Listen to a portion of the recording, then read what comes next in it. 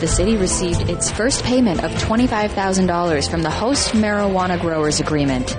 Solar glare causes a crash right here on Kimball Street, and I'm here at the New Players Theater Guild talking about their upcoming show. All this and lots more coming up next on Our City News. And now, the latest news, sports, and weather with Stephanie Allison and the entire Our City News team. Welcome to Our City News. I'm Stephanie Allison. At this hour, Worcester County District Attorney is seeking any information from the public about two vehicles involved in a fatal hit-and-run crash on Sunday night. According to District Attorney Joseph D. Early Jr., state police detectives and East Brookfield Police continue to investigate a crash that killed Lisa Germain of Worcester. Miss Germain was crossing the street when she was struck by a passing vehicle traveling west on Route 9. The crash occurred early Sunday evening on Route 9 in downtown East Brookfield near Dunny's Tavern. Two vehicles, a sports utility vehicle and a pickup truck, were identified from the surveillance videos. Investigators are asking for anyone who was traveling on Route 9 through East Brookfield at approximately 6 p.m. to call the State Police New Braintree Communications Center at 508-867-1170. Anonymous calls are accepted. Investigators are also requesting anyone who may be able to identify the vehicles shown in the accompanying photographs to contact that number as well.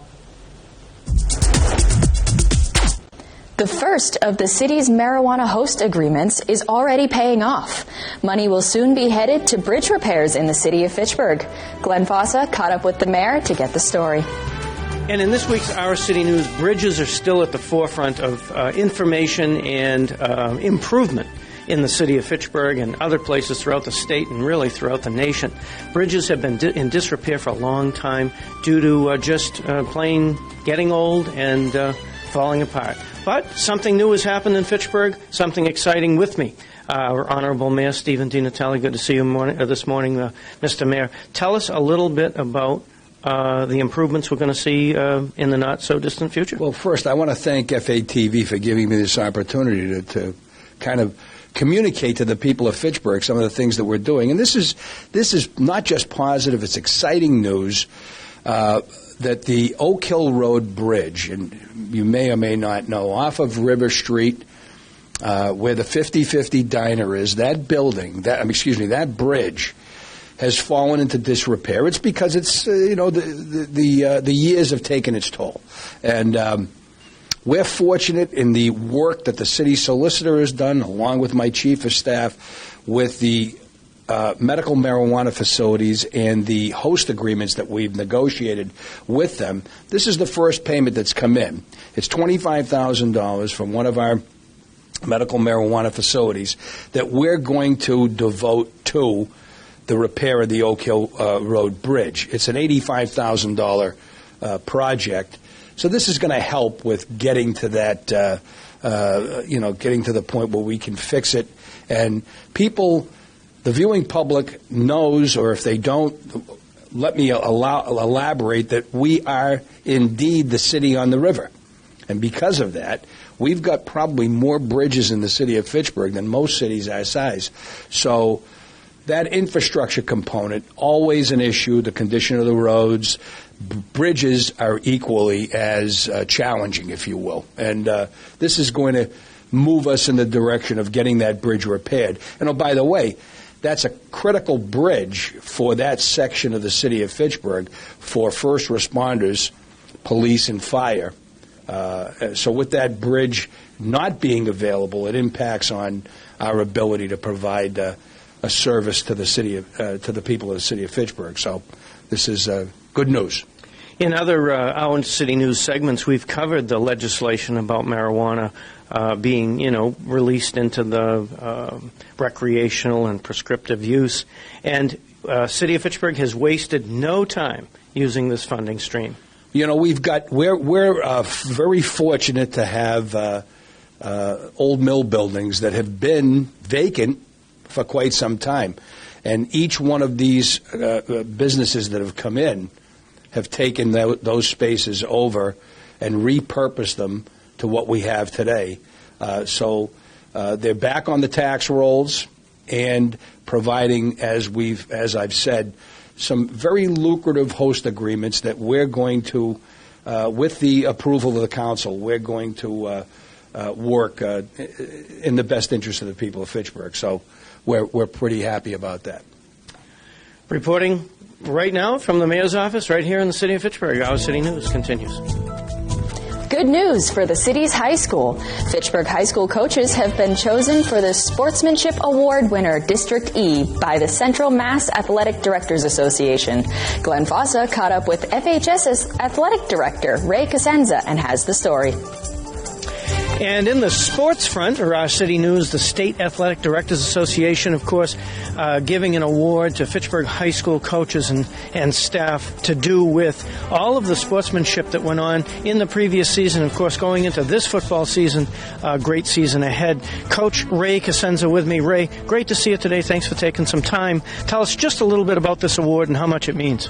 Well, this is a great award. First of all, it covers all sports, and we're the District E winner, which is the 72 schools in Central Mass. And every district has a winner, which is then honored at Gillette Stadium by the MIAA and the State Athletic Directors Association for outstanding sportsmanship. So it's really a great honor for our coaches, our athletes, of all of our teams and the way they performed last year and the way they competed. And actually, this is the second time we've won this award, so we're very proud of that. Yeah, and you should be, of course. This season for football particularly, it's really kind of a resurgence. Game for Thanksgiving is back here in Fitchburg, so there's a lot of spirit. There really is. I mean, and Coach DiGeronimo and his staff has really done a terrific job getting kids excited, and our whole school is back the team. And you can see the excitement back down at Crocker Field, which is great to see. And, you know, even though we're not playing in the playoffs, we were right there. We were very close. But we have 2 tough games and then Thanksgiving, and hopefully we'll finish strong. And it's really been a big deal for our school and I think our community. Stay tuned for more. Our City News covers most of what happens in Fitchburg on the minute, every minute, right here. We'll be right back with more from Our City News on FATV.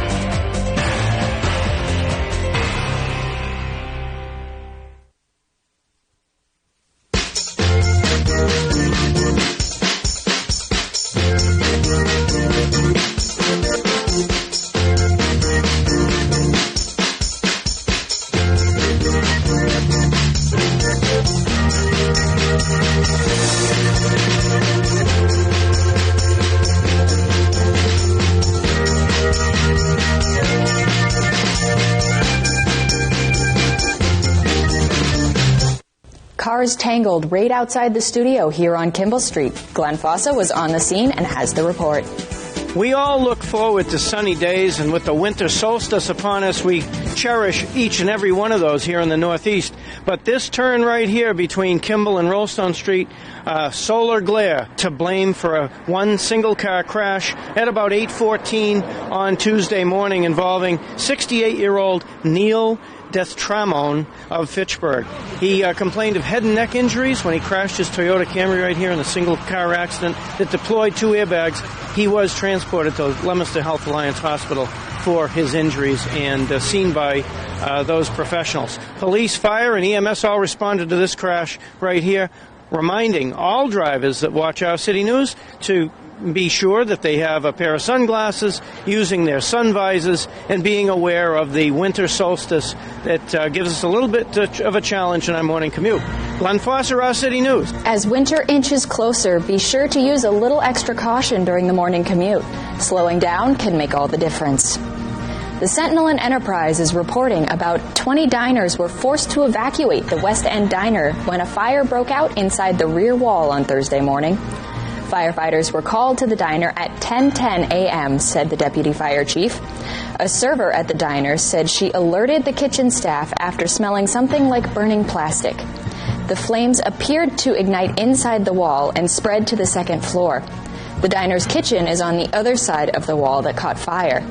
Leominster firefighters knocked the blaze down quickly, saving the building. This location had been the scene of several previous fires, leaving the former owner under investigation for arson. The new owner seems to think an electrical problem was to blame for the blaze on Thursday's fire, and no one was injured. In more state news, starting November 1st, buses in 34 Worcester County cities and towns will feature advertisements sponsored by the District Attorney's Office to encourage safe storage of prescription medications. The ad will be placed on the insides and outside of Worcester Transit Authority and MART buses and will run for 8 weeks. These buses service Worcester, Fitchburg, and Leominster, as well as many of the surrounding towns.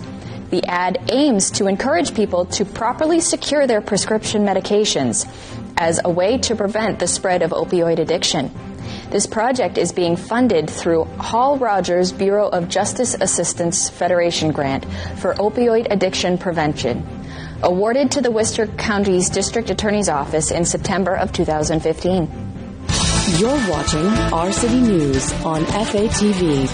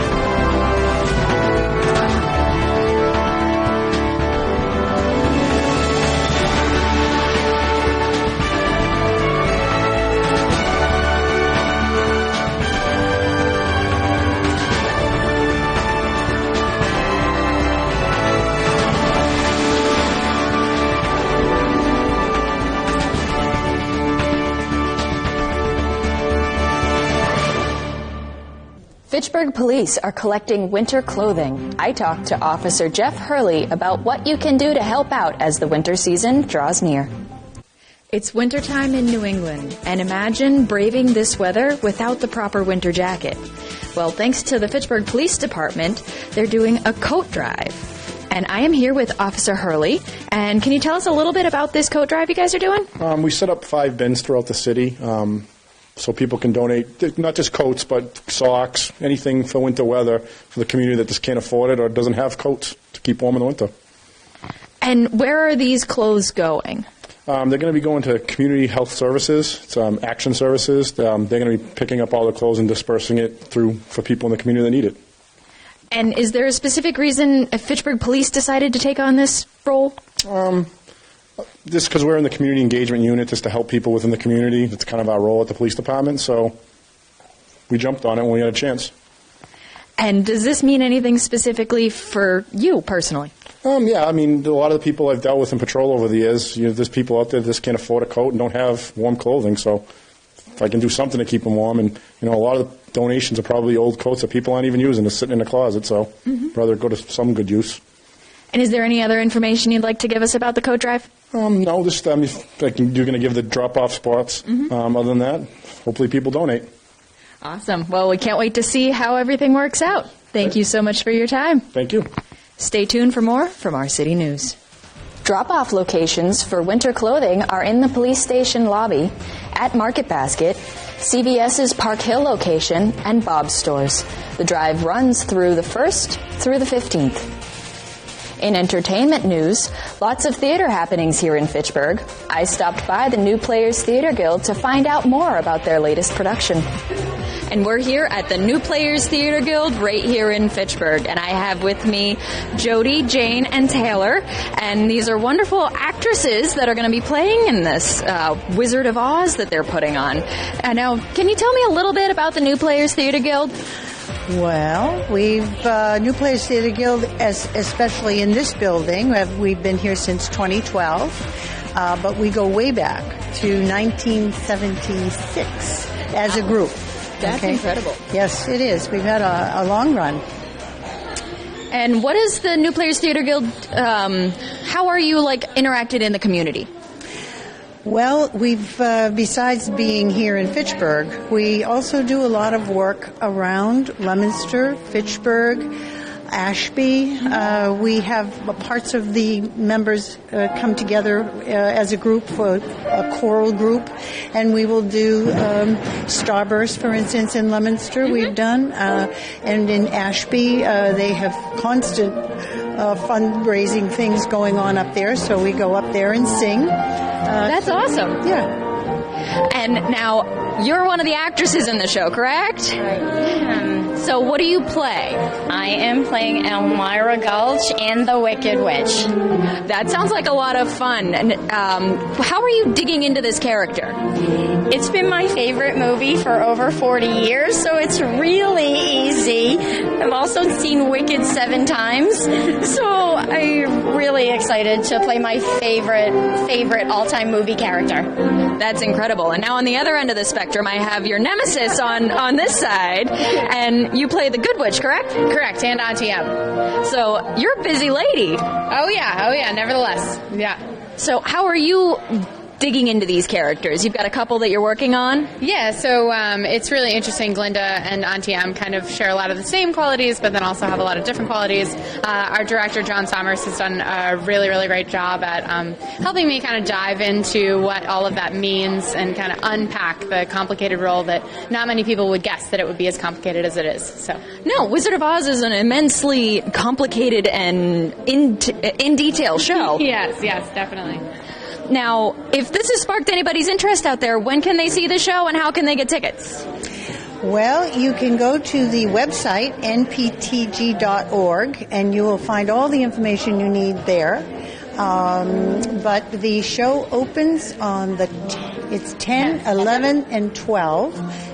17, 18, and 19. Wow. And the night performances are at 7:30, and the Sunday matinees are at 2. Well, it sounds great, and I can't wait to see you ladies up on the stage. Great to see you. Thank you. Thanks for taking your time out of a busy rehearsal day to talk to us. Thank you, Stephanie. Thank you. And stay tuned for more from Our City News. You're watching Our City News on FATV.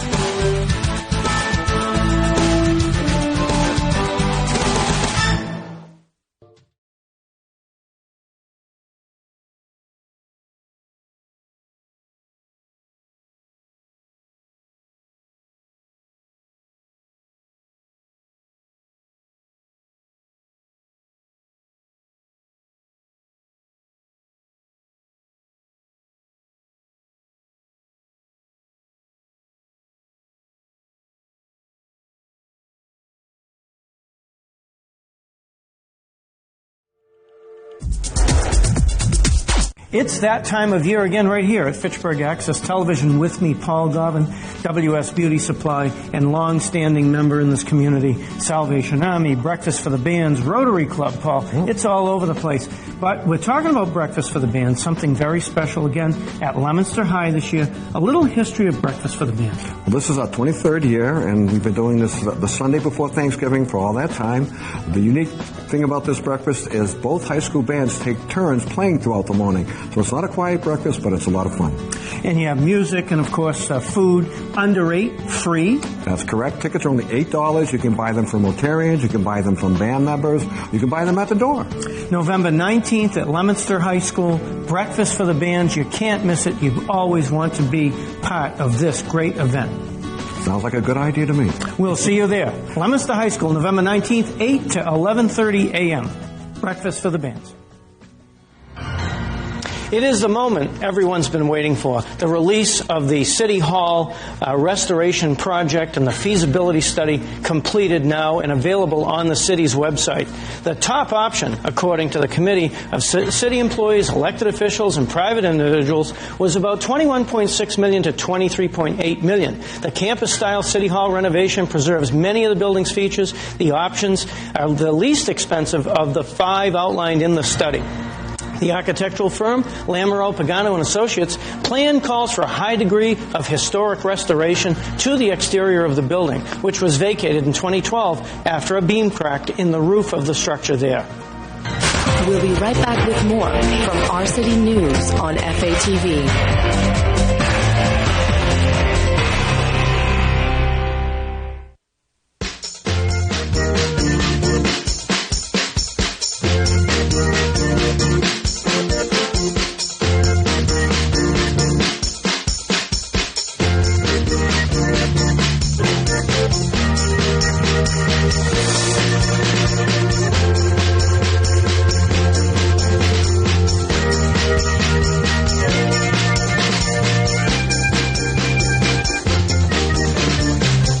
Election Day here in the city is coming up fast. People will be making their choices on Tuesday, November 7th. Make sure you get out there and visit your local polling place. You can watch live election coverage right here on FATV starting at 7 p.m. The stage comes alive with the musical Into the Woods as Fitchburg State University puts on the Tony Award-winning show. I got a chance to talk to some of the cast and got the inside scoop when I stopped by a rehearsal this week. And we're here at the Fitchburg State University Theater Program. And with me, I have May Reed and Mike, who are star actors and actresses in Into the Woods. Can you guys tell me a little bit about this production and who you guys play? Absolutely. So I'm May Reed Dandino, and I'm playing Cinderella in Into the Woods. I'm Michael Ferrier. I'm playing the Wolf and Cinderella's Prince. The classic Sondheim musical is a favorite here at Fitchburg State University, and it's actually the first musical we're ever putting on. So it's very impressive. A little more about the story. Yeah. So the story takes place, and it shows us 3 classic story tales that we all know and love. And it shows you exactly what it would be like if they were a little more realistic into what life is like. And it shows you exactly how people would react in those situations. Yeah, so you have the baker's wife, the baker, Cinderella, and Jack and Little Red Riding Hood as characters that are in this fairy tale. And are they all separate fairy tales, or are they all, like, mashed together? Ooh, they definitely mash together. They start interacting, and things go haywire. There's a witch who's trying to control their actions, and it reaches a climax where, there's hope for the future, and then kind of shows how things deteriorate and how happily ever after maybe doesn't exist for some people. And you said this was your first musical you guys have put on. How's that going? Well, we have a lot of talented people in this cast who have done musicals before, but as a first musical at Fitchburg State University, we're pulling out all the stops. We have a beautiful set. We have beautiful costumes. Yeah, absolutely. We've reached out to local talent music directors. We have someone coming in who hopefully will be, or actually is teaching a course for musical theater at the school, which is amazing because it's just showing exactly how this show has been kind of pushing forward the love of musical theater at the school. That's incredible. Now, if this has piqued anybody's interest out there, when can they see it? Ooh, here we go. We have a poster. You have a poster. I'm going to have to read off of it. All right. It is November 9th through the 18th, Wednesdays and Thursdays at 6:30, and Fridays and Saturdays at 7:30, the Saturday matinee at 2 p.m., and one Sunday matinee at 2 p.m. And that is in the Wallace Theater at McKay Complex. That is $3 admission. I know, $3. What more could you ask? It sounds like a good time, and we can't wait to see the show. Well, we'll let you guys get back to your rehearsing, and it was awesome that you gave us your time. Thank you. Thank you. We'll see you guys again soon. Stay tuned for more from Our City News. Performance dates are November 9th through the 18th at the Wallace Theater. This week, stay tuned for Our City Interviews, where we sit down with some of the cast and the director to give us the inside scoop on the show. Saturday, November 11th, from 3 to 5:30 p.m. is the 4th Annual Free Community Skate Day. The event will be held at the Wallace Civic Center, 1000 John Fitch Highway. Free skate rental, pizza, and soda are included. For more information on this event, log on to www.luk.org. Comics for a Cure will be at the Fitchburg American Legion on Friday, November 10th at 7 p.m. This event will benefit Friends of Fitchburg veterans. With a great comic lineup, this event will be full of laughs.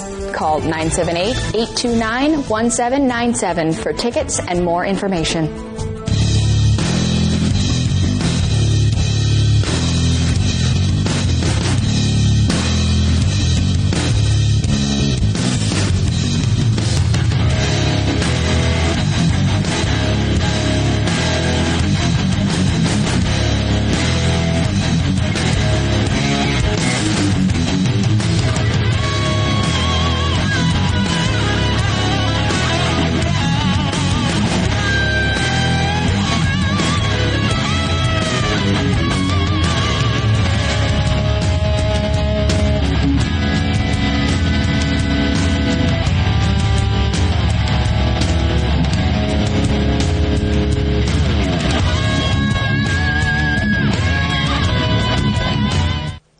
And in national sports news, according to the Washington Post, football, America's primetime powerhouse, has been thrust into a crisis this fall, with dwindling ratings sparking questions over whether it can remain a goldmine for television in an age when Americans are abandoning traditional television.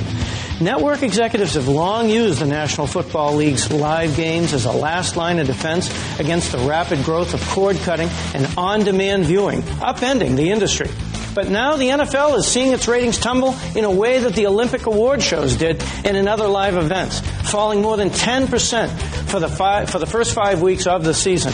A continued slide, executives say, could pose an even bigger danger. If football can't survive the new age of TV, what can? And of football, Fitchburg State University, 12 noon tomorrow, November 4th, Saturday. Join us at Elliott Field as Fitchburg Access Television brings you live coverage of that game. This week on FATV, Monday at 7 p.m., Chess Chat. Tuesday at 7 p.m., live election coverage. Wednesday at 7 p.m., Inside Fitchburg. Saturday at 12 noon, Fitchburg State football.